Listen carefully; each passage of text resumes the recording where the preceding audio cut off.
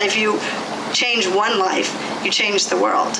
And that is actually the heart of what Max believes. He started out with this dream and this vision around what he could do to make a difference. And he said, could I make a difference? You think one can really make a difference? And you can. And you did. And you're doing that. And so you're a hero for us.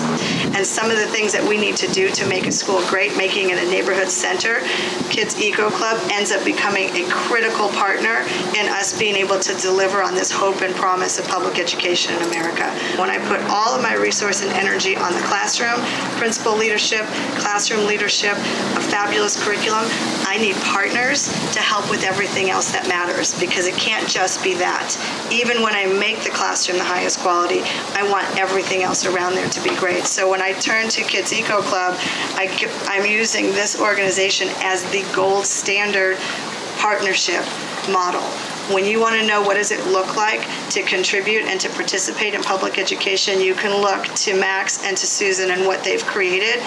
We know what we need to do, and here's how you can help us. And that's what this organization does. They come in and they say, how can we help you accomplish the goals and objectives that you have stated? We're not coming in and telling you what to do. We believe in public education, and we're here to support you because we know that together we can make it stronger. So you've been a model. I had the experience as the principal of Central Elementary when I wanted to grow our garden, and I wanted to figure out how to serve local grown salad in the cafeteria. We had Kids Eco Club show up and show us how to come up with our gardening program so that we can actually grow our own salad bar, work with food services, and teach our children how to grow their vegetables, their salad, the herbs for the salad dressing. We actually served it on the salad bar.